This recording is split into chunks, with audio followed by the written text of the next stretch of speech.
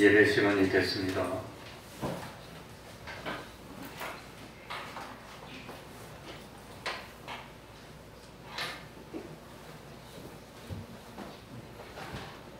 다 같이 묵상 기도 드림으로 주일 오전 예배 시작하겠습니다.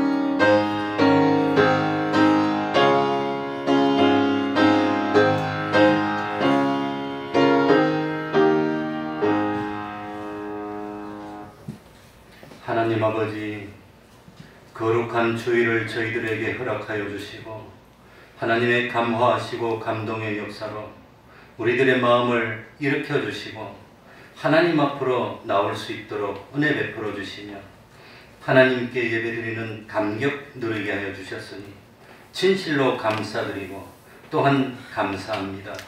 하나님 아버지, 이 예배를 통해서 진실로 하나님이 살아계심을 깨달을 수 있도록 하여 주시고 예수님은 누구도 부인할 수 없도록 하나님의 아들이신 것을 우리들이 믿고 받아들이고 그 예수님의 그리스도로서 예수 그리스도가 돼서 주님을 믿는 자마다 하나님의 아들이 되는 권세를 얻고 영생을 얻고 영원히 하늘나라에서 하나님의 영광 가운데 기쁨과 행복과 보람을 누리며 살 수 있는 저희들이 되었다는 사실을 깨닫고 참 지금은 준비하는 과정이라 광야 같은 세상을 살면서 우리 하나님 진리와 영감으로 인도하여 주실 때에 그대로 따라서 세상에서도 부족함 없는 삶을 살게 해주시고 진실로 여호와를 피난처로 삼아 참 어려움을 당치 않도록 하여 주옵소서.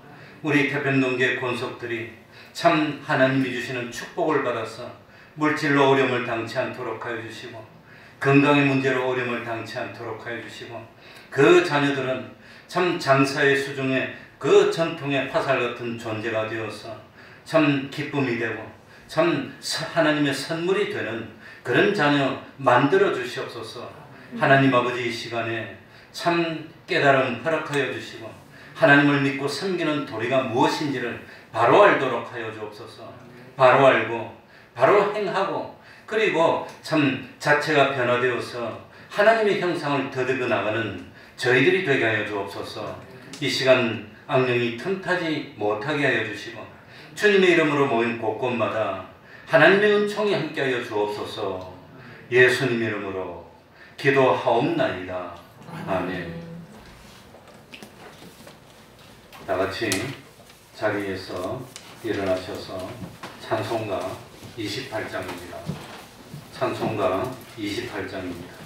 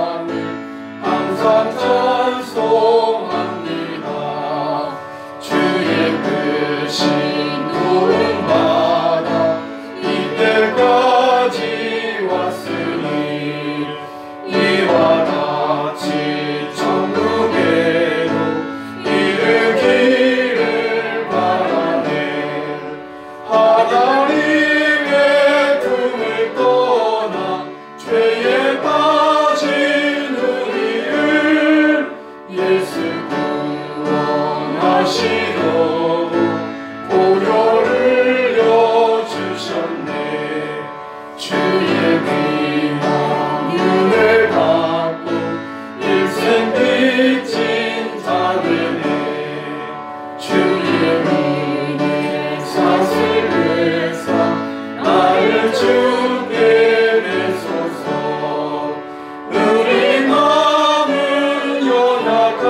위하여 범죄하기 쉬우니 하나님이 받으시고 전국인을 치소서.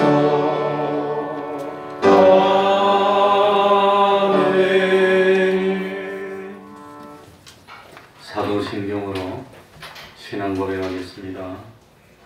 전능하사 천지를 만드신 하나님 아버지를 내가 믿사오며 그 외아들 우리 주 예수 그리스도를 믿사오니 이는 성령으로 잉태하사 동정녀 마리아에게 나시고 본디오 빌라도에게 고난을 받으사 십자가에 못 박혀 죽으시고 장사한 지 사흘 만에 죽은 자 가운데서 다시 살아나시며 하늘에 오르사 전능하신 하나님 우편에 앉아 계시다가 저리로서 산자와 죽은 자를 심판하러 오시리라. 성령을 믿사오며 거룩한 공회와 성도가 서로 교통하는 것과 죄를 사하여 주시는 것과 몸이 다시 사는 것과 영원히 사는 것을 믿사옵나이다. 아멘. 자리에 앉으셔서 찬송가 331장입니다. 찬송가 331장입니다.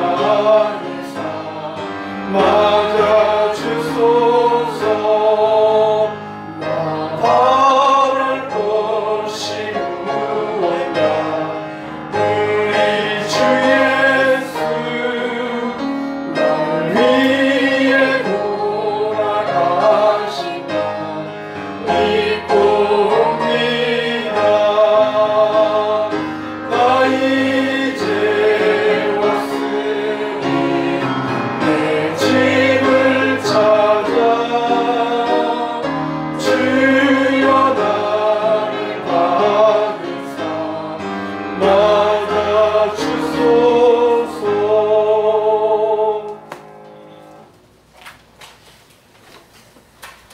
이 시간에는 교동문 29번을 교독하겠습니다.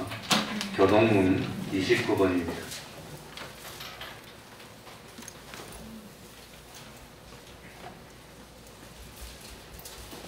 고청에 계신 분들도 집중해서 경건한 자세로 예배에 임해주시기 바랍니다. 교동문 29번입니다. 교독하겠습니다. 여호와여, 내가 깊은 데서 주께 부르짖었나이다. 주여, 내 소리를 들으시며 나의 간구하는 소리에 귀를 기울이소서. 여호와여, 주께서 죄악을 감찰하실진대 주여, 누가 소리이까. 그러나 사유와 심이 주께 있음은 주를 경외케 하심이니이다. 나 곧 내 영혼이 여호와를 기다리며 내가 그 말씀을 바라는도다. 하숫꾼이 아침을 기다림보다 내 영혼이 주를 더 기다리나니 참으로 가수꾼의 아침을 기다림보다 더하다. 이스라엘아, 여호와를 바랄지어다. 여호와께서 민족과 풍성한 구속이 있으니라. 저가 이스라엘을 그 모든 죄악에서 구속하리로다. 아멘. 이제 주영강 성가대 찬양이 있겠습니다.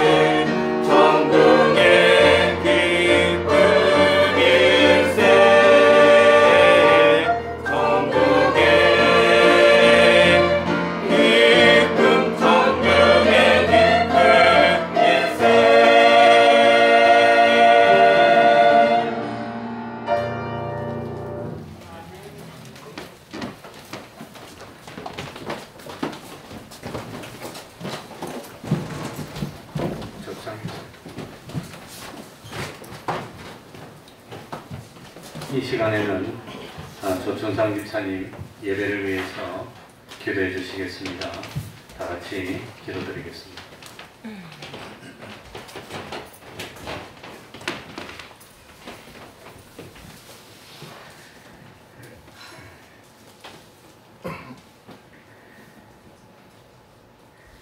하나님 아버지, 은혜에 감사함을 드립니다. 귀한 날, 귀한 시간을 저에게 허락하시어서 이 시간 우리를 불러주시고 하나님의 귀한 성호를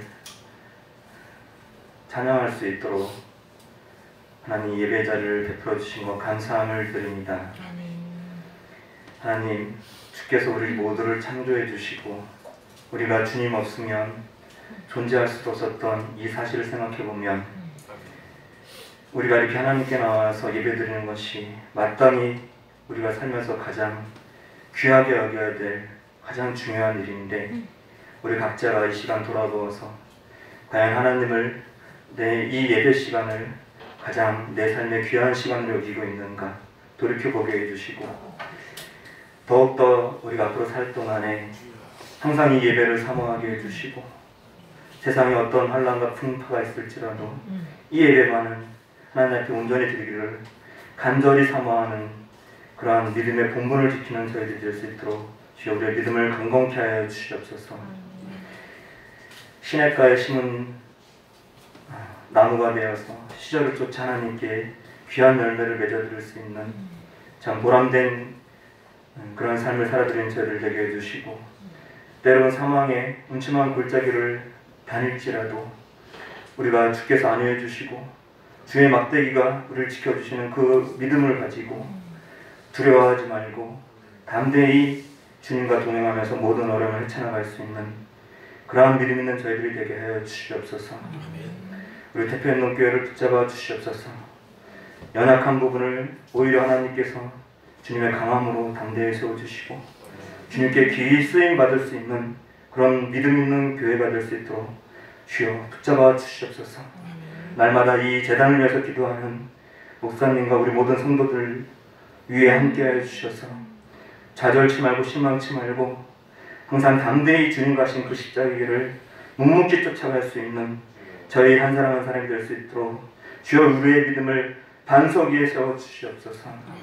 이에 속한 모든 기관들과 가정들, 구역들 맡겨주신 직분의 종들을 하나님 함께해 주시사 하나님 그 삶을 돌아보아 주시고 늘 화평과 평안 가운데 그 있는 곳에서 주님의 흔적과 향기를 나타낼 수 있는 참 믿음의 본분을 지키며 나아가다 나아갈 수 있는 그러한 한 사람 한 사람이 될 수 있도록 주여 인도하여 주시옵소서. 오늘 이 귀한 예배 시간에 함께하지 못한 우리 교우들이 많이 있습니다. 하나님 긍휼을 베풀어 주시옵소서. 어디에 있든 하나님께 나와서 예배드리는 것을 반드시 사모하여서 하나님께 나와 예배드리는 이 기쁨을 같이 누릴 수 있도록 주님께 귀한 축복을 받아갈 수 있는 저희 모든 사람들이 될 수 있도록 주여 인도하여 주시옵소서.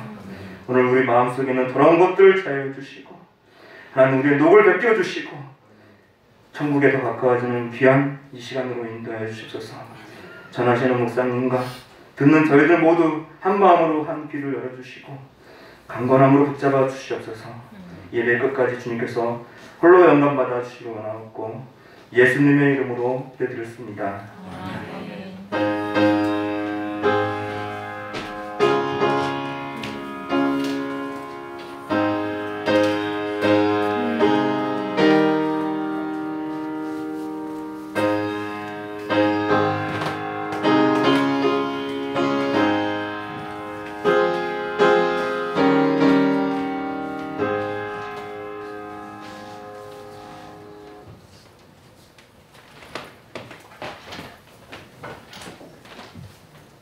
하나님의 말씀 누가복음 13장 1절입니다.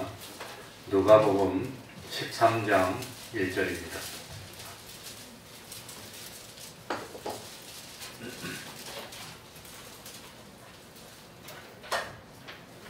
누가복음 13장 1절부터 9절까지를 제가 읽겠습니다.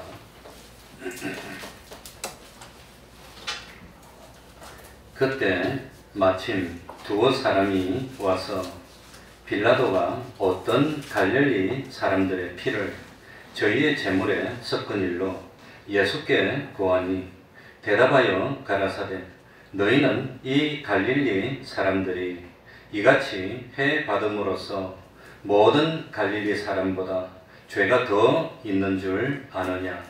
너희에게 이르노니 아니라 너희도 만일 회개치 아니하면 다 이와 같이 망하리라. 또 실로암에서 망대가 무너져 치여 죽은 18사람이 예루살렘에 거한 모든 사람보다 죄가 더 있는 줄 아느냐?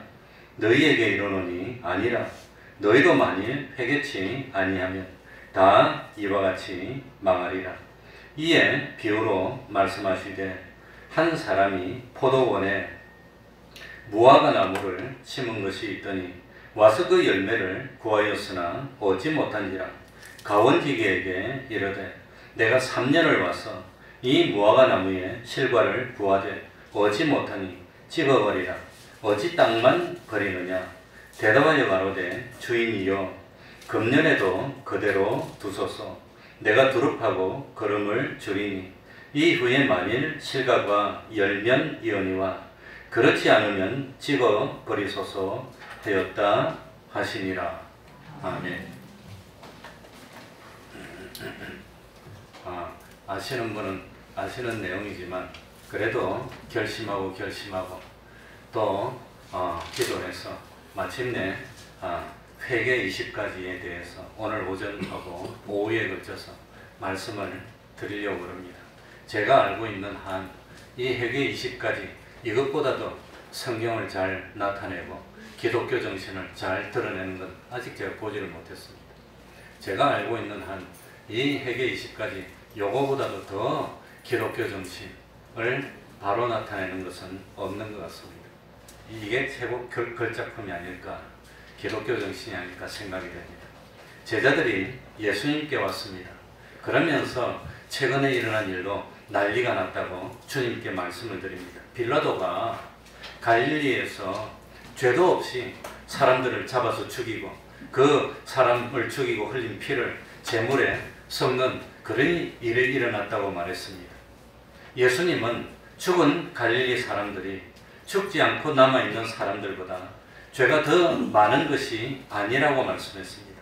갈릴리의 모든 사람들도 똑같이 죄가 있는데 회개하지 않으면 졸지에 죽임을 당한 사람들처럼 망하고 만다는 것을 보여주는 하나의 계시라고 말씀을 했습니다. 이 사건을 통해서 우리들이 알 수 있는 것은 주님이 보실 때는 졸지에 죽임을 당한 사람이라고 해서 특별히 손해본 것이 없다는 겁니다. 우리 인간의 생각으로는 졸지에 죽었으니까 망했고 손해고 그렇지만 그 사람들이 죄가 더 많다고 하지 않았습니다. 심판받을 때는 그 사람들이라고 해서 특별히 구원을 못 이룬 것도 아니고 잘 이룬 것도 아니고 하나님이 보실 때는 같다고 하는 겁니다. 또 예수님이 예를 들어서 말씀했습니다. 예루살렘에 어떤 사건이 있었는데 그 예루살렘 실로암에 큰 망대가 있었는데 어느 날 그 망대가 왕창 무너졌다고 하는 겁니다. 사실 저도 얼마 전에 그 왕창 무너지는데 해를 당했습니다. 우리 그 건호 아파트 뒤에 무슨 산이지죠? 산 꼭대기에 가면은 나무로 이렇게 철봉처럼 만들어 놓고 링을 달아서 이렇게 매달리게 해놓은 거 있어요. 그래서 저는 어깨가 아프니까 매일 학교 가서 운동장에 매달리는데 학교가 다 닫았어 지금. 이 철봉대에 다 매달릴 곳이 없어. 산 꼭대기 가서 철봉 그 매달려가지고 흔듭니다. 흔들어서 철봉대에서 적어도 뭐 한 20번은 왔다 갔다 하는 거 그걸 하고 어깨를 견인시키고 또 어깨를 뭐 하고 이렇게 하고 운동을 하는데 그래가지고 거기서 올라가가지고 이 잡고 하는데 나무가 썩어가지고 와장창 떨어졌어요. 내가 완전히 땅바닥에 내놓음되게 쳤어요. 처음에는 충격이 커가지고 멍해서 못 일어났어요. 나중에 보니까 아픈데도 없고 뭐 크게 안 다친 것 같더라고요. 그래가지고 그 산꼭대기 한 대여섯 명 있는 사람이 와 몰려와서 난리가 났다고 그래가지고 괜찮냐고 그러더라고요. 한참 있다가 정신 차리니까 괜찮더라고요. 그래가지고 사진 찍었어. 내가 쓰러진 건 사진 안 찍고 사실 거기서 119로 신고하면 와가지고 실어 내려가면 아마 사진 찍었으면 뉴스에 나왔을지도 몰라. 아마 그 관련 공무원 다쳤을지도 모릅니다. 완전히 썩은 걸 나무가 그냥. 그랬는데 가보니까 아무데도 안 다쳤더라고. 허리만 조금 뭐 좀 그런 것 같고. 그래도 성남시청에 아무튼 뭐 내가 그 사진 찍은 걸 올려가지고 이게 썩었는데 아무튼 교체라고 그랬더니 그 다음날 막바로 전화가 왔더라고 나한테. 그래가지고 원하는 게 뭐냐고. 그래서 뭐 치료비는 뭐 얼마까지 되고 보험도 되고 어쩌고저쩌고 해서 다 필요 없고 그 쇠로 된 거 철봉대 안 썩는 거 깨끗한 거 그거 하나 설치해 주면 된다고. 조건이 그거밖에 없네. 그거밖에 없다 그랬더니 설치해놨어 지금. 그러니까 하필이면 그 많은 사람들 중에 내가 그 매달려서 흔들었는데 탁 떨어져 가지고 그냥 그랬는데 나는 그럼 죄가 많아서 그렇단 말입니까? 그게 아니라고 하는 겁니다. 실로암에 망대가 무너져서 18사람 밑에 있는 사람이 치여서 죽었습니다. 그럼 그 죽은 사람은 무슨 죄가 많길래 그래 치워 죽었나? 주님이 말씀할 때 특별히 죄가 많지 않다고 했습니다. 특별히 죄가 많지 않다는 것은 그렇게 치워 죽어도 이를 구원은 다 이루었고 나중에 영혼을 비해서 보면 손해본 것도 없고 그러니까 그렇다고 해서 특별한 잘못도 아니고 그럼 사고 안 당한 사람이라고 뭐 잘못이 없는 게 아니라 똑같다는 겁니다. 언제 갈지 모른다는 겁니다. 하나님이 그걸 보여주시는 거예요. 언제 갈지 모르는 거예요. 그러니까 그때 죽지 않았던 사람들은 참 육신의 생명의 수명이 닿을 때까지 살겠지만 그러나 회개하지 않으면 이렇게 망하는 것처럼 보였듯이 너도 망할 수 있다는 겁니다. 회개하라고 합니다. 그러면서 참 하나님이 원하는 게 뭐냐? 이 포도밭이 있는데 하필이면 포도밭에 이 뭡니까? 무화과를 심었습니다. 무화과를. 그래 왜 그렇게 심었는지 전 잘 모르겠지만 내가 아는 저 이천에 10수만 평 가수원이 있는데 그게 내 개인적으로 아는 사람이라서 가가지고 얻어먹기도 하고 구경도 하고 뭐 방문도 하고 그렇게 했는데 보니까 가수원에 이 과수를 한 종류만 심고 두 종류를 이렇게 섞어 심더라고요. 그래야 가수가 잘 열리는데 왜 그런지 모르겠어 아무튼. 그런데 무화과 나무를 심었는데 3년째가 되도록 열매를 하나도 못 얻었어.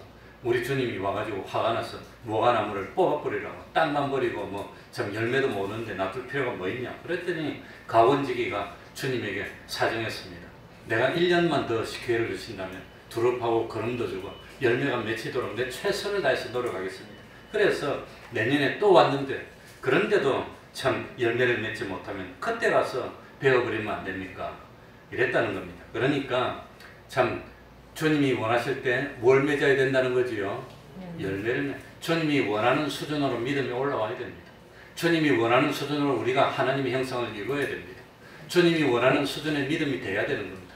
그렇지 않으면 뽑아버리든지 아니면 더 괴롭혀가지고 믿음이 생기도록 하든지 아무튼 하나님이 역사한다는 겁니다. 그러니까 믿는 것이 참말 우리들이 믿는다고 하지만 정말 내가 믿음이 있습니까? 내 믿음이 거짓말 믿음입니까? 믿음이 참 나를 온전히 변화시키고 내 행동을 변화시키고 가치관을 바꿀 수 있는 그 믿음입니까? 그 믿음이 되도록 회개를 하든지 지식을 바꿔야 되는데 정말 세상 지식으로만 살고 있습니까? 하나님의 말씀, 이 성경을 나의 지식으로 생각해서 성경 말씀으로 판단하고 세상을 살고 있습니까? 그거 회개하지 않으면 주님이 와서 뽑아버리겠다고 하는 겁니다.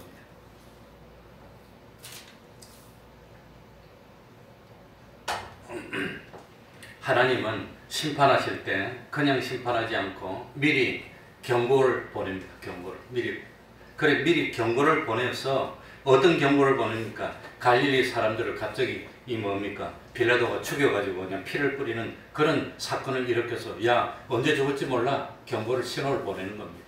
또 뭡니까? 실로암에 망대가 확 무너져서 사람 죽는 거 너도 언제 죽을지 몰라 경고를 자꾸 보내는 겁니다. 제가 보니까 뭐 참 뭐 한 10수년 전에는 저 뭡니까? 인도양에서 뭐 이 해일이 일어나가지고 한목에 수십만 명이 죽는 그런 큰 사건이 일어나고 뭐 남미에서 지진이 일어나고 뭐 중동에서 그냥 유전이 타가지고 하늘이 새까마지고 그냥 엉망이 되고 그런 처처의 기근이 있고 지금 뭐 굶어 죽는 사람도 많아요. 아프리카도 기근이 있고 처처의 지진이 있고 그러더니 이제는 이상한 병이 돌기 시작했습니다. 무슨 병이지? 뭡니까? 면역 결핍이 무슨 병입니까? 에이즈가 오더니 에이즈가 이제는 좀 고침받을 만하니까 사스가 오더니 신종플루가 오더니 드디어는 코비드-19입니다. 코비드-19이라는데 이 코로나가 와가지고 난리가 나고 이 점점 이 질병이 와서 하나님이 뭘 보내준단 말입니까? 신호를 보내죠. 이게 성경에 보면은 이 질병이 오고 그 다음에 칼이 오는 걸로 되어 있습니다. 전쟁이 나는 겁니다. 실제로 뭐 전쟁이 나는 건지 뭐 질병이 더 오는지 난 그런 건 모르겠습니다. 성경에 보면 구약 시절에 이 역병이 돌다가 나중에는 칼이 오는 겁니다. 그러니까 참 미리 두 글자로 뭐 하라 말이죠? 회개하라는 겁니다. 회개하고 돌이키라고 하는 겁니다.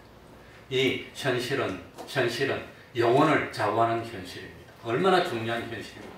지금 하루가 뭐 이스라엘 사람들은 이 하루가 뭡니까? 10년이어서 맞나? 40년 4일 동안 제 생각이 갑자기 그냥 혼돈이 되네. 아무튼 뭐 그랬는데 지금은 하루가 영혼입니다. 이거는 참 비교할 수 없습니다. 그러니까 회개는 우리에게 평안을 줍니다. 회개는 우리에게 자유를 줍니다. 회개는 우리의 모든 수치스러운 것, 부끄러운 것, 후회될 것을 자랑스러운 것으로, 영광스러운 것으로 바꾸는 기회입니다. 통로입니다. 뭘 회개해야 됩니까? 도대체 회개하라. 천국이 가깝다 회개하라. 뭘 회개해야 됩니까? 구체적으로. 그러니까 구체적으로 거짓말했다면 그걸 회개하고, 도적질했다면 그걸 회개하고, 뭐 간음죄를 졌다면 그걸 회개할 건데, 일반적으로 회개해야 되는 내용이 뭡니까?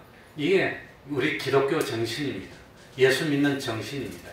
이 회개할 거 20가지가 있다고 하는 겁니다. 그래서 하나님에 대해서 4가지, 성경에 대해서 4가지, 사람에 대해서 4가지, 사건에 대해서 4가지, 물질에 대해서 4가지, 이렇게 합계 20가지인데 이것을 읽어보면 기독교 정신이 뭔가, 우리가 어떻게 해야 되는 건가, 근본 정신이 뭔가, 그걸 깨달을 수 있습니다. 깜짝 놀랐습니다. 어떻게 이런 걸 생각해냈을까? 참. 아무튼 그래서 이게 이제 회개 20가지 이걸 갖다가 여기 딱 넣어서 코팅해놓은 게 있습니다. 항상 들고 다니면서 이것처럼 난 아직까지 뭐 누구 말대로 머리 털라고 이것처럼 참 기독교 정신을 잘 드러낸 걸 보지를 못했습니다. 누가 무슨 말을 하더라고.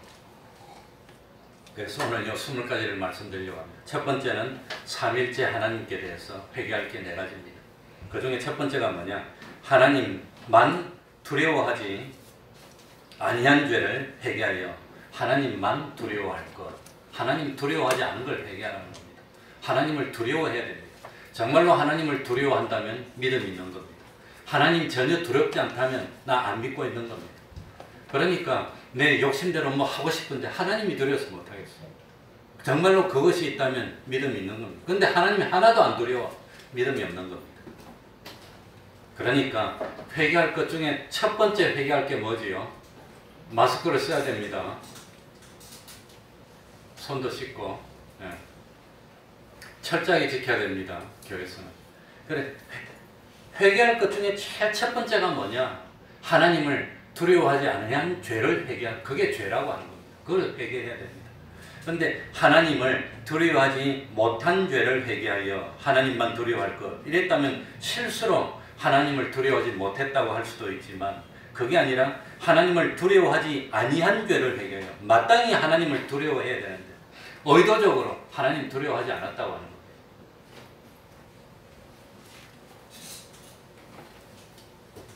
그러니까 성경에도 보면 하나님을 경외하는 것이 사람의 본분이라. 전도서 12장 13절. 하나님을 경외하는 것이, 하나님을 경외하는 것이 지식의 근본이라. 하나님을 경외하는 것이 지혜의 근본이라. 잠언 9장 10절. 지식의 근본이라. 잠언 1장 7절. 그러니까 하나님을 경외해야 됩니다. 경외를 영어로 하면 FEAR, fear입니다. 그걸 순수한 한국말로 말하면 두려움이라고 합니다. 신앙의 제일 기본이 뭘까요? 하나님을 경외하는 겁니다. 하나님을 경외하는 겁니다. 하나님에 대한 두려움은 하나님께 대한 크나큰 존경과 예배의 표현이라고 하는 겁니다. 하나님만 두려워하라고 하는 것은 알고 보면 하나님 외에는 두려워해야 될 존재가 없다고 하는 겁니다. 그래서 저는 동키호테입니다. 하나님 말고는 두려운 게 없어. 세상에 배는 게 없어. 그냥. 난 미친 사람입니다. 하나님만 두려워하는 겁니다. 하나님 말고는 안 두렵습니다. 그러니까 대들고 할 말 다 하고 하나님만 두려워하는, 하나님 앞에는 무릎을 꿇는 겁니다. 하나님은 창조주십니다. 하나님은 주권자입니다. 모든 것을 심판하시는 전지전능한 하나님입니다. 하나님 앞에 한번 정죄받으면 영원히 끝입니다. 회복할 수가 없습니다. 얼마나 두렵습니까? 그 하나님. 그러니 참 하나님의 은혜를 입고 하나님의 자녀가 돼서 하늘나라에 들어가면 그건 영원히 다시는 영원토록 1억 년 100억 년도 영원토록 지옥에 갈 염려가 없습니다. 얼마나 그러니까 이 세상이 중요한 한 토막입니까? 이 세상이. 아이들 보고 공부 중학교 3년, 고등학교 3년, 대학교 4년, 뭐 한 7년 이것이 100살 사는 걸 다 좌우한다 해도 과언이 아닐 만큼 그게 중요한데 그때 공부하는 게 얼마나 중요합니까? 그때 공부 안 하면 늦어도 되긴 되지만 늦어서 공부하는 건 그만큼 힘이 들고 어렵습니다. 그러니 학생 때 1년이 얼마나 중요합니까? 그런데 학생 때 1년이 중요한 거하고 비교가 안 돼. 이 세상에서 인생 사는 이 현실 이거는 영혼을 좌우하는 겁니다. 영혼을. 그러니 이 세상 살이를 하면서 얼마나 조심해야 됩니다. 이 사실 하나님 앞에 한번 삐끗해서 눈 밖에 나면 그거는 다시는 기회가 없어. 기회가 없으면 끝입니다. 실로한 망대가 팍 와가지고 채워주면 그걸로 끝입니다. 이제는 뭐 회개할 수도 없고 고칠 수도 없고 그 행한 그거 가지고 영생이 결정된다고 하면 얼마나 떨립니까? 이 사실을 알고 믿는다면 하나님 외에는 두려워해야 될 거 없습니다. 달리 표현하면 하나님보다도 더 두려운 존재가 있을 수가 없다고 하는 겁니다. 뭐가 더 두렵습니까? 하나님만 창조주시고 심판자인데. 그러니 하나님이 너무너무 두렵고 하나님의 심판이 너무너무 준엄한 심판이기 때문에, 그렇기 때문에 그 하나님 외에 천하의 어떤 존재도 하나님 앞에서 두려워해야 할 만한 두려워할 거리가 못 된다고 하는 겁니다. 하나님이 너무나 두렵기 때문에 하나님 앞에서는 세상 권력도 두렵지 않아. 죽는 것도 무섭지 않아. 정권도 무섭지 않아. 세상이 뭐 금권도 무섭지 않아. 이 많은 사람 숫자도 무섭지 않아. 어떤 위협도 핍박도 협박도 두렵지 않아. 왜 두렵지 않습니까? 나는 배짱이 있기 때문입니까? 난 믿는 구석이 있기 때문에. 그게 아니라 하나님이 너무 두렵기 때문에 이 하나님 말고는 다른 게 뱅교가 없어. 그러니 어떤 사람이 큰 조폭 조직을 두려워하면 다른 사람이 뭐라고 해도 안 돼요. 그게 너무 두려웠어. 그런데 우리 하나님은 영생을 좌우하는 분입니다. 죽어도 살리시는 분입니다. 지옥과 참 천당이 결정되는 하나님인데, 그러니 하나님 말고는 다른 건 두려움으로 느낄 수가 없다고 하는 겁니다. 그래서 이 세상에서 어려워도 핍박을 받아도 욕을 먹어도 궁핍해져도 부귀영화를 누려도 상관없이 하나님 말씀에만 귀를 기울이는 사람이 되는 거예요. 이게 진짜 믿음이라고 합니다. 하나님을 두려워하는 것이 신앙의 근본입니다. 근본. 신앙의 출발입니다. 이렇게 하나님에 대한 두려움이 있기 때문에 하나님 앞에서는 삼가할 수밖에 없고 하나님 앞에서는 조심해야 되고, 우리 목사님들끼리는 정말로 중요한 일이 있으면 딱 불러놓고, 그래도 목사님들 하나님 믿더라고. 하나님 앞에서 이거 지킬 수 있냐고 딱 물어봅니다. 지킬 수 있다면 진짜로 지킬 수 있냐? 자신이 없으면 목사님들은 믿음이 목사님은 말 안 하고 그냥 가버려. 그럼 말 안 하고 나도 말 안 하고. 그러니까 하나님 앞에 나올 때 그냥 올 수 있습니까? 저는 뭐 30년이 넘었지만 하나님 앞에는 주일날 나올 때는 습관입니다. 싹 다 벗고 머리 끝에서 발끝까지 다 씻고 완전히 발끝부터 끝까지 옷 새로 딱 깨끗한 것으로 갈아입고 그러고 조심하고 하나님 앞에 나오는 겁니다. 그 옛날 서기관들이 이 성경을 뺏겼을 때 하나님이 뭡니까? 하나님이 지금 엘로힘인지 뭐 야훼인지 알 수가 없습니다. 그런데 수천 년간 하나님의 이름을 함부로 부를 수가 없어서 이스라엘 사람들은 엘로힘이 나올 때마다 아도나이라고 읽었습니다. 나의 주라고 그냥 다른 말로 읽었습니다. 그러다 보니까 하나님의 이름이 뭔지도 몰라. 그 엘로힘이 나올 때마다 그냥 적을 수가 없어서 옷을 갈아입고 모욕하고 새로 적는 겁니다. 나올 때마다. 얼마나.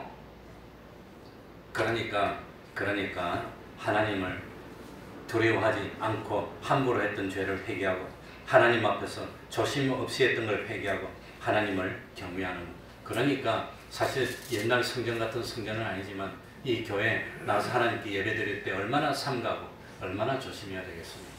그 조심이 없이 여기서 뭐 예배 시간에 음식 먹고 돌아다니고 하는 건 그런 예배를 하나님이 받을 수가 있겠습니까? 조심해야 되는 겁니다. 그래서 첫 번째 회개할 것이 하나님만 두려워하지 아니한 죄를 회개해서 하나님만 두려워할 것. 두 번째는 하나님만 사랑하지 아니한 죄를 회개하여 하나님만 사랑할 것입니다. 우리가 사랑해야 될 대상도 유일한 대상도 누구밖에 없단 말이죠. 하나님밖에 없다는 겁니다. 하나님만 사랑해야 됩니다. 하나님만입니다. 만. 우리가 하나님은 두려워해야 되고 조심해야 할 존재이지만 동시에 하나님을 사랑해야 됩니다. 주님이 베드로에게 너는 나를 뭐하느냐고 물어봤습니까? 사랑하느냐고. 심판대에서 그럴 겁니다. 너는 나를 사랑했냐고 물어볼 겁니다.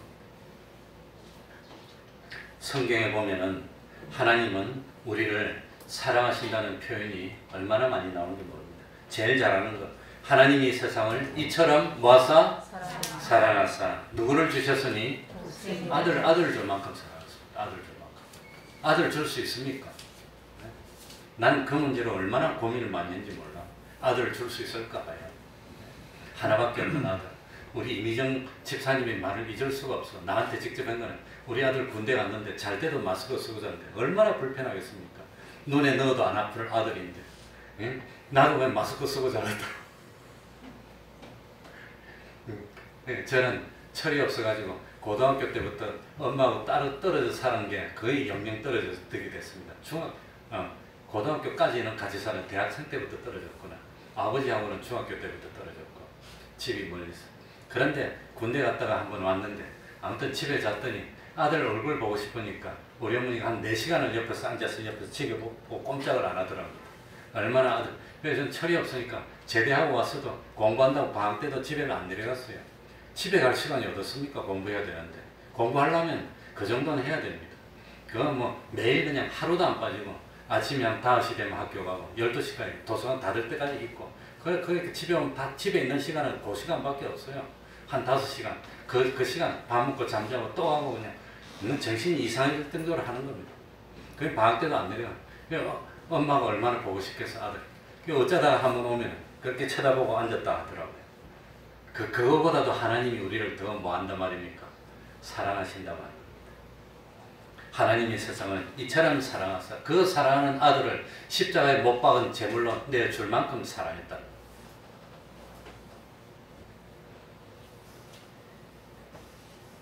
그러니까 참 여인이 자기 태에서 난 자식을 잊는 경우는 있을지 몰라도 하나님은 우리를 잊지 않으실 만큼 사랑하신다고 그랬습니다. 그러니까 하나님은 우리들이 두려워해야 될 대상이면서도 뭐 해야 될 대상이지요? 사랑해야 될 대상. 이 말은 하나님과 우리와의 관계에서 두려워하고 조심하는 것이 첫 번째고 그 다음에 사랑하는 겁니다. 하나님을 사랑한다고 해서 마음대로 할 수 있는 것이 아니라 절제하고 조심하면서 사랑하는 겁니다. 우리는 하나님만 사랑해야 됩니다. 하나님보다도 더 사랑하는 것이 하나라도 있다면 그 다음으로 우리가 하나님을 사랑한다면 하나님은 그런 사랑을 받지 않습니다. 거절합니다.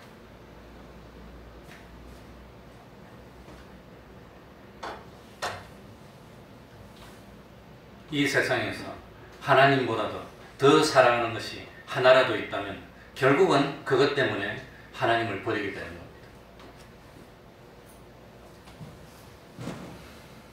다른 사람 볼 필요 없습니다. 그래서 참 하나님은 두 번째로 사랑하는 그런 건 안 받습니다. 그렇다면 하나님 자연상에서 그런 사랑을 안 받는 겁니다. 그러니까 참 하나님만 사랑하라고 하는 것은 하나님을 사랑하는 사랑으로 부모님을 사랑하고 하나님을 사랑하는 사랑으로 자녀를 사랑하고 하나님을 사랑하는 사랑으로 이웃을 사랑해야 됩니다. 내가 하나님을 사랑하기 때문에 하나님이 사랑하신 사람들을 사랑하지 않을 수가 없고 그 사람이 비록 나의 원수일지라도 하나님이 그 사람을 사랑하는데 내가 어떻게 사랑하지 않을 수가 있습니까? 그러니까 사랑해야 된다고 하는 겁니다. 내가 하나님을 사랑하기 때문에 하나님이 사랑한 사람들을 사랑하고 원수까지도 사랑하고 만물도 사랑하고 내가 하나님을 사랑하기 때문에 하나님이 아끼고 하나님이 위하는 그 사람을 사랑하지 않을 수가 없는 겁니다. 그래서 원수도 사랑하는 겁니다. 하나님이 내가 하나님을 사랑하기 때문에 내가 힘들고 어려워도 하나님이 기뻐하는 봉사를 하지 않을 수 없고 하나님이 내가 참 하나님을 사랑하기 때문에 하나님이 기뻐하는 그 일을 내가 괴롭더라도 하나님이 기뻐하신다면 내가 괴롭더라도 그 일을 하지 않을 수가 없는 겁니다. 그게 하나님을 사랑하는 겁니다. 하나님을 사랑하기 때문에 주님이 땅끝까지 가서 전파하라는데 내가 전도하지 않을 수가 없어요. 하나님이 좋아하는 건데 하나님이 원하신다면 참 하나님이 원하시는 대로 낮아질 수 있고 섬길 수도 있고 겸손할 수도 있고 하나님이 기뻐하시고 원하신다면 참 내가 하나님을 위해서 사랑하는 하나님을 위해서 기꺼이 희생할 수도 있어요. 그러니까 하나님은 우리가 사랑해야 될 여러 대상 중에 한 분이 아니라 하나님은 우리가 사랑해야 할 유일한 대상이라고 하는 겁니다. 유일한 대상. 하나님만 사랑해야 되고 하나님보다 더 사랑하고 하나님보다도 더 귀중히 여기고 하나님보다 더 아끼고 하나님보다도 참 친밀한 관계에 있는 존재가 하나라도 있다면 하나님은 질투하는 하나님입니다. 그 나머지 사랑으로 찌끄레기 사랑으로 두 번째 사랑으로 주면 하나님 그 사랑을 안 받는 겁니다. 그래서 첫 번째 회개할 거 하나님만 두려워하지 아니한 죄를 회개해서 하나님만 뭐 할 거? 두려워할 거. 두 번째는 하나님만 사랑하지 아니한 죄를 회개해서 하나님만 뭐 할 거? 사랑해야 돼. 세 번째는 뭡니까? 하나님만 바라보지 아니한 죄를 회개해서 하나님만 바라봐야 돼. 하나님만 바라보라. 하나님만 쳐다보라고 합니다. 하나님만 의지하라는 뜻입니다. 하나님만 의뢰하라는 뜻입니다. 하나님께만 소망을 두라는 겁니다. 하나님만 믿으라고 하는 겁니다. 모든 주권은 하나님 한 분에게만 있기 때문에 하나님 외에 다른 어떤 존재를 바라보고 의지해도 소용이 없습니다. 하나님만 이사야 3장에 보면 하나님 외에 다른 걸 의지하고 있으면 그걸 없애버린답니다. 하나님 외에 의지하는 그 모든 것을 하나님이 다 진멸하고 만답니다. 그리고 하나님만 바라보게 만든답니다. 그게 이사야 3장, 4장, 5장에 쭉 나오고 있습니다.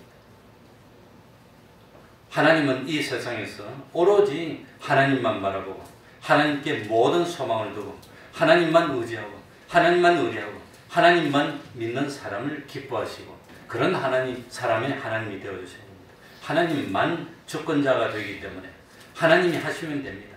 하나님이 막으시면 안 됩니다. 하나님 외에 다른 어떤 걸 아무리 의지해도 소용이 없게 만들어버립니다. 그게 하나님의 역사입니다. 하나님이 주시는 것을 받으면 복이 되고 하나님이 주시지 않는데 그래도 욕심으로 챙기면 화근이 됩니다. 하나님이 주시는지 하나님이 주시지 않는 것인지 뭘 보면 알지요? 뭐 보면 압니까? 하나님의 말씀을 어기고 죄를 지어서 오는 것은 하나님 주시는 거 아닙니다. 하나님을 배반해서 오는 건 하나님이 주시는 게 아닙니다. 그러니까 하나님만 주시는데 하나님은 주실 때 부모님을 통해서 주실 수도 있고 이웃을 통해서 주실 수도 있고 어떤 사건을 통해서 주실 수도 있지만 궁극적으로 주시는 분은 하나님이라고 하는 겁니다. 그래서 세 번째로는 하나님만 바라봐야 되고 네 번째는 뭡니까? 구별 없이 복종한 죄를 회개하여 하나님에게만 복종할 것. 한번 해봅시다. 첫 번째 하나님을 뭐하지 않은 죄를 회개해? 두 번째는 하나님을 뭐하지 않은 죄? 세 번째는 하나님을 뭐하지 않은 죄? 바라보지. 네 번째는 하나님에게만 복종하지 아니한 죄를 해서 하나님에게만 복종해야 되는 겁니다. 우리 예수 믿는 사람은 근본적으로 하나님에게만 복종해야 됩니다. 하나님의 사람이라면 하나님께만 복종해야 됩니다. 예를 들어서 옛날에 조선시대는 나라에 누가 있었지요? 왕이 있었습니다. 왕. 나라에 왕이 있었습니다. 그런데 왕이 명령하면 왕의 명령을 두 글자로 뭐라고 하지요? 어명입니다. 어명. 어명이라고 그러면 다른 핑계 다 소용없어요. 어명이라면 무조건입니다. 핑계가 없습니다. 어명은 어기면 거의 반역죄입니다. 3족을 멸하는 겁니다. 중국에서는 9족을 멸했다고 그러더라고요. 삼종을 멸하는 겁니다. 그러니까 다른 어떤 높은 대관이 나한테 와서 뭐 하라고 명령해도 갑자기 와서 엄명이라 그러면 다 놔두고 누구 말 들어야 됩니까? 왕의 명령 순종하는 겁니다. 근데 왕이 명령했는데 왕이 명령 치우고 다른 어떤 친한 사람이 뭐 부탁하니까 그거 순종하면은 왕이 놔두겠어요? 그거는 거역죄입니까? 그건 역죄입니다. 그거는. 그러니까 참 왕이 명령을 내리면 다른 누가 부탁해도 다 안 돼요. 그건 안 돼. 엄명이 있으면 그것만 따르는 겁니다. 마찬가지입니다. 하나님이 계신데 하나님의 명령이 있다면 다른 누가 무슨 말을 하더라도 다 제껴놓고 누구 명령만 따릅니까? 하나님의 명령만 따르는 겁니다. 그러니까 범할 수가 없는 겁니다. 물론 하나님을 사랑하는 사람이라면 하나님의 말씀을 계명을 지키는 게 사랑한 거라고 성경에 누누이 나옵니다. 그런데 어떻게 사랑한다고 그래놓고 한 번 어길 수 있습니까? 그래서 한 번도 안 어기고 그 한 번 어기는 일이 있으면 순교자는 나올 수가 없습니다. 한 번만 어기면 되지 뭐 어때요? 그때 한 번만 어기면 될 거 아니에요. 기도하지 말라면 한 번만 안 하면 될 거 아니에요. 부부간에 모르는데 뭐 한 번만 어기면 될 거 아니에요. 다른 여자한테 가서. 그럴 수 있습니까? 그러니까 한 번이라도 어길 수가 없는 거예요. 그거 안 어긴다고 지옥 가는 건 아닙니다. 그런다고 지옥 갑니까? 한 번 죄졌다고 지옥 가는 건 아니지만 하나님 앞에서 의리를 저버릴 수 있고 정죄를 저버릴 수 있습니까? 살았다고 하면서. 모르면 맨날 뭐 저버려도 되겠는데 그거 아니라고 하는 겁니다. 그러니까 참 하나님 이 엄연입니다. 거짓말하지 말라 그러면 안 하는, 거짓말 안 하고 살 수 있나요? 다 거짓말을 하지. 과장도 하고 그러는데. 그러나 안 하려고 노력하는 겁니다. 한 번 하면 눈물 흘리는 겁니다. 그러니까 우리는 이 세상에 어떤 권력에도 복종하지 않고 이 세상에 어떤 금력에도 복종하지 않지만 어떤 나에게 도움을 주는 사람에게도 복종하지 않고 누구에게만 복종해야 되지요? 하나님에게만 복종해야 되는 겁니다. 하나님.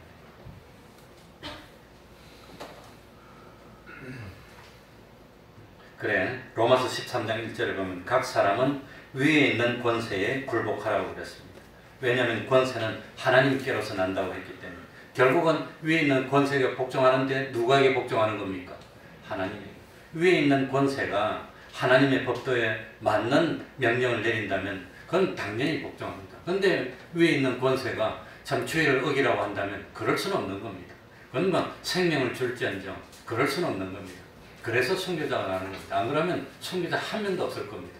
그때 한 번만 어기면 되지 뭐. 그러고 나서 그래서 그 뭐라고 변명하느냐 율법적이라고 그러는데 율법주의는 아니지만 율법을 어길 수는 율법을 무시할 수는 없는 겁니다. 한 번 어긴다고 지옥 안 갑니다. 한 번 어기면. 두 번 어긴다고 지옥 안 갑니다. 100번 어기면 지옥 안 갑니다. 그러나 하나님은 그 한 번 어긴 걸 영원히 잊지 않고 그대로 갚아줍니다. 하늘나라의 영광이 다르고 상급이 다른 겁니다. 능력이 다른 겁니다. 그러니까 믿음으로 죄를 용서받은 것은 한 번만 받은 게 아니라 다 용서받지만 죄 용서받았는데 마음대로 죄 지으면 됩니까? 그렇다고 해서 죄를 지을 수 있느냐? 그럴 수 없다는 겁니다. 그러니까 그 지옥 갈까봐 겁나서 죄를 짓지 않는 것이 아니라 하나님을 사랑하는데 어떻게 하나님 배반할 수 있습니까?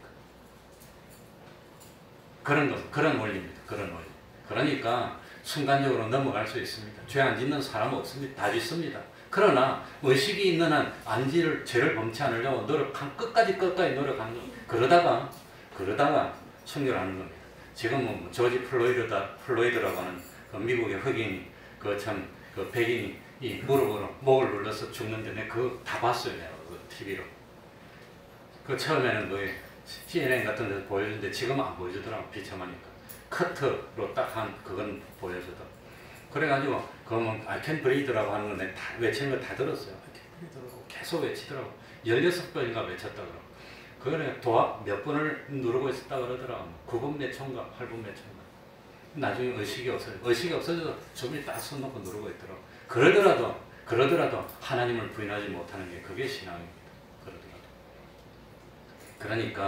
그러니까 언제 어디서 누가 무슨 말을 시키더라도 무슨 일을 시키더라도 하나님 말씀에 어긋난 걸 시키고 죄를 범하는 걸 시킨다면 그건 우리들이 따를 수 없습니다. 그러나 어린아이가 나한테 말을 하고 어떤 원수가 나한테 말을 할지라도 그게 진리의 말씀이고 하나님의 뜻을 이루는 말이라면 나는 따라야 되는 게 그게 믿는 사람입니다. 그래서 하나님에 대해서 몇 가지? 네 가지. 한번 해봅시다. 하나님만 뭐 할 거? 두려워할 것. 하나님만 뭐 할 거? 사랑할 것. 세 번째, 하나님만 바라볼 것. 네 번째, 하나님에게만 복종할 것. 그러니까 나머지 성경에 대해서는 다 오해 이제 대충 말씀드리겠는데, 이 모든 것을 종합하면은 이 참 네 글자로, 다섯 글자로 표현하면 뭘까요? 이 모든 것을 이 나타내는 사상을 한마디로 말하면 뭘까요? 그게 하나님 중심이라고 해요. 하나님 중심. 하나님 중심 사상. 하나님 위주, 하나님 중심, 하나님 제일주의, 하나님 위주의 사상, 하나님 우선주의 사상, 유일주, 유일하신 신입니다. 하나님. 그래서 참 말씀을 지키는 겁니다. 그리고 두 번째, 성경에 대해서. 성경을 다른 독서량만치 많이 읽지 않은 죄로 회개해야 됩니다. 딴 책을 읽으면서 성경 안 읽은 거 예수 믿는 사람이 아닙니다. 다른 모든 독서량보다 성경을 더 읽어야 됩니다. 아무튼 그러니까 그 이하에 있는 것은 나중에 말씀드리겠습니다. 그리고 성경을 다 믿지 않고 그대로 살지 않은 것도 회개하고. 아무튼 이래서 이 회개할 거, 구체적으로 죄를 지었으면 그건 무조건 돌이켜야 되지만 근본 정신이 뭐냐? 하나님 두려워하고 하나님을 사랑하고 하나님만 바라보고 하나님 말씀만 듣겠다는 요 사상, 이게 기독교 사상, 하나님 중심주의 사상입니다. 우리가 이런 사상으로 살지 못했던 걸 고치고 이런 중심으로 살면 하나님 기뻐하신다는 거예요. 하나님 그런 사람과 함께 하신다는 겁니다. 이 말씀을 생각하면서 통성으로 기도. 나머지는 오후에 말씀드리겠습니다.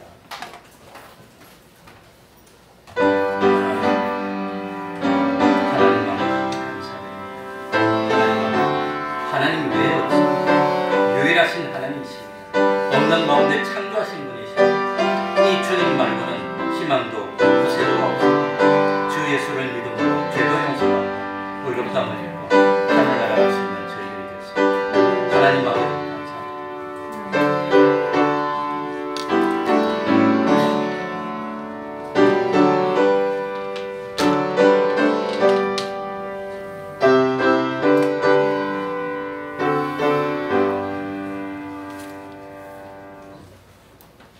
찬송 올리겠습니다. 찬송가 338장입니다.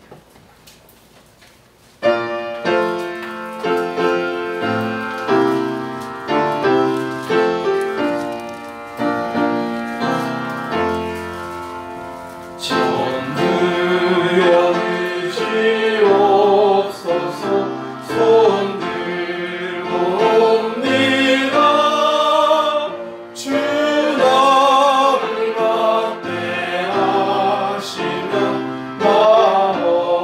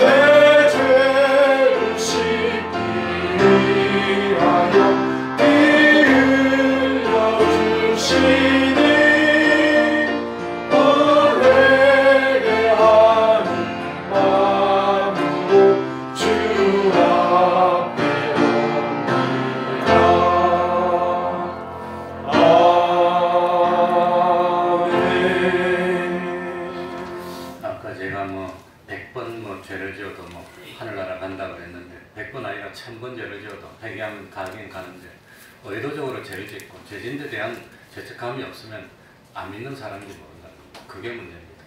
안 믿는 사람일 수 있다는 거. 믿는 사람이라면 같은 죄를 의도적으로 지을 수가 없습니다. 안 지으려고 노력하다가 그냥 유혹에 넘어서 깜빡하고 회개하고 눈물을 흘리고 그러는 거지. 그러니까 그건 안 믿는 사람이라고 할 수 있을 거예요. 괜찮아 그러고 그냥 막 죄짓는 거예요. 71장 1절 찬송하면서 하나님께 헌금드리겠습니다.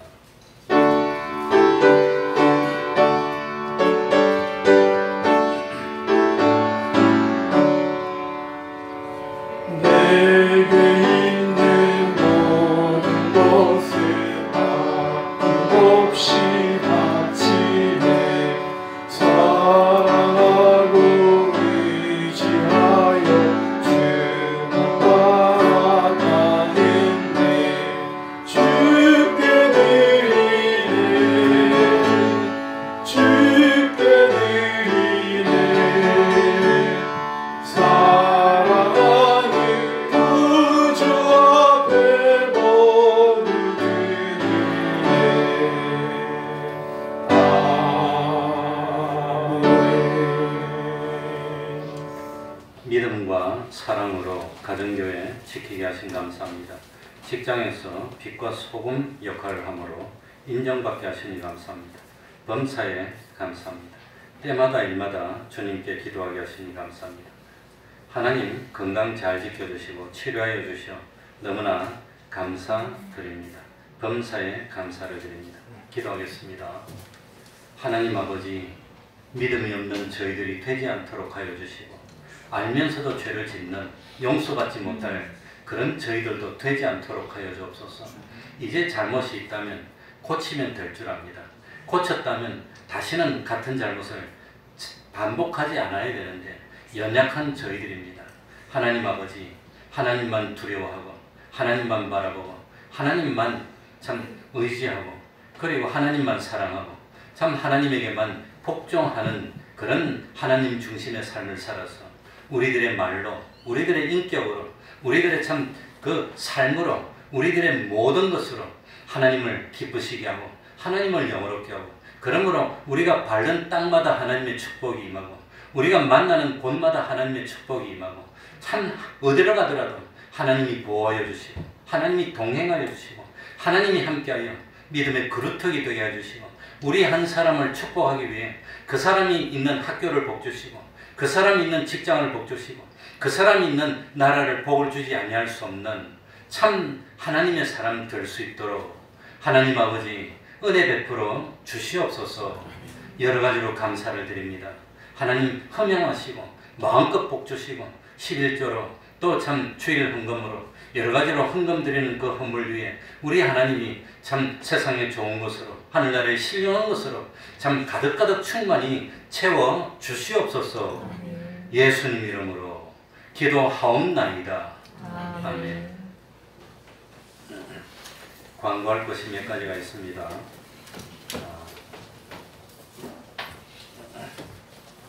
매일 30분 기도하시기 바랍니다. 매일 성경 읽으시기 바랍니다. 또 전도는 우리 의무입니다. 가정이 하나님이 함께 하시도록 말씀과 찬송과 기도가 있는 가정 되게 하시기 바랍니다. 5층에 우리 그 커피 물 끓이는 통이 있는데 그 통에 손잡이가 삐딱삐딱하고 또 이게 좀 약합니다. 스프링이. 그래가지고 이걸 딱 바로 안에 놓으면 물이 떨어지면 잘못하면 일주일 동안 통에 물이 다 없어질 때까지 다 떨어지는 거예요. 그러니까 이거 마지막에 오후에라도 계신 분들은 이 쓰고 물이 떨어지나 안 떨어지나 보고 안 떨어지도록 딱 이걸 잘 해가지고 바로 해놓고 그렇게 해야 됩니다. 그리고 두 번째는 금년에도 마늘을 우리가 까야 되는데 그전에는 마늘 사실 뭐 12접씩 샀는데 지금 작년에 4접, 금년은 3접입니다.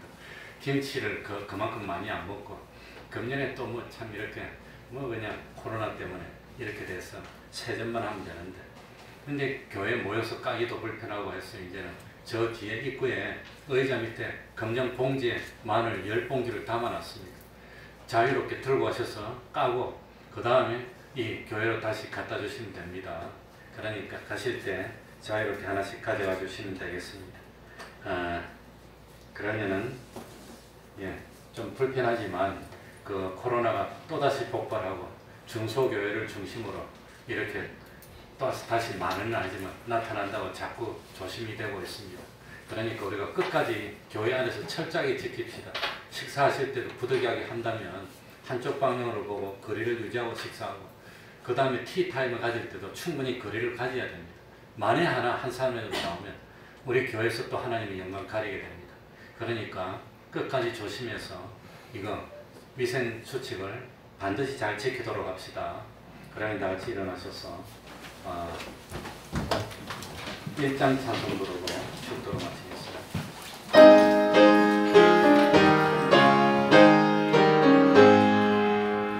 만고 깊으나 하나님 온 백성 찬송 드리고 저 천사여 찬송하세 찬송 성부 성자 성령 아멘.